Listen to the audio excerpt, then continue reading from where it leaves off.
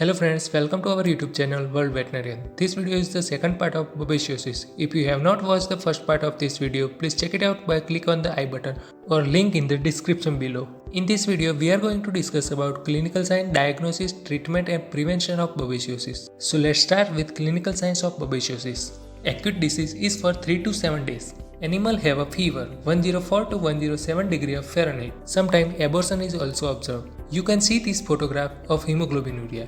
Urine color is dark red to brown in color. After hemoglobinuria, temperature will be fall down to normal within 6 to 8 hours. Animal's body suffer with anemia, so mucous membrane show pale in color. In prolonged and severe cases, signs of jaundice are also observed. Animal is suffer with photosensitization. You can see the sign of photosensitization in this photograph. Hemoglobinuria is also known as red water, and this hemoglobinuria is not present in all the cases of Babesia bovis infection. In Babesia bovis infection, infected RBC are sequestered in the brain capillary, so blockage of the blood supply to brain. So animals show a neurological signs such as seizure, hyperesthesia and paralysis. In prolonged and severe cases, death of animal is occur. Next, subacute cases. It is associated with Babesia divergent. It's similar to that of Babesia bovis. Subacute cases are observed in young cows. They show mild fever and hemoglobinuria is absent. There is a spasm of anal sphincter, so the feces is passed with great force in long thin stream known as the pipe stem feces. You can see this photograph of pipe stem feces. Next, we come to the macroscopic pathology of the babesiosis. We have learned earlier that inside the kidney hemoglobinuric nephrosis is occur. Due to that, kidney are diffusely dark red brown and urine is dark red in color. Due to hemoglobinuria, anemia and jaundice can be seen. Severe splenomegaly, lymphadenopathy, pulmonary edema and hemorrhage will be seen.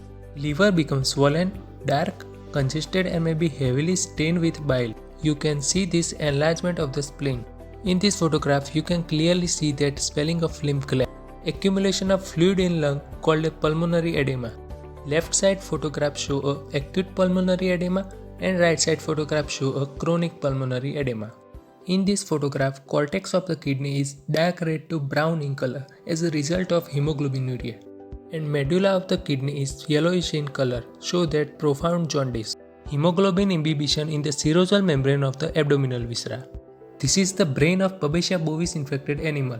You can see that uniform congestion of grey matter, which is deep pink in color, that is clearly shown in contrast of white matter.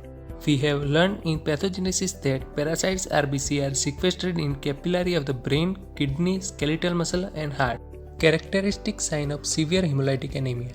Inside the kidney, severe hemoglobinuric nephrosis with severe congestion, focal hemorrhage, hemoglobin cast, interstitial mononuclear cell infiltration, varying degree of proximal tubular necrosis, swelling of tubular epithelial cell, and engorgement with hemosiderin and hemoglobin.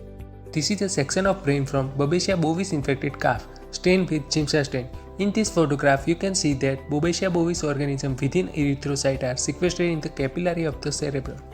In liver, centrilobular and mid-zonal hepatocellular degeneration with fatty infiltration and necrosis. Then centrilobular congestion, portal and centrilobular lymphoplasmacytic infiltrate, Kupffer cell hypertrophy and hemosiderosis can be seen. In spleen and lymph node, necrosis of the germinal center, congestion, erythrophagocytosis and hemosiderosis.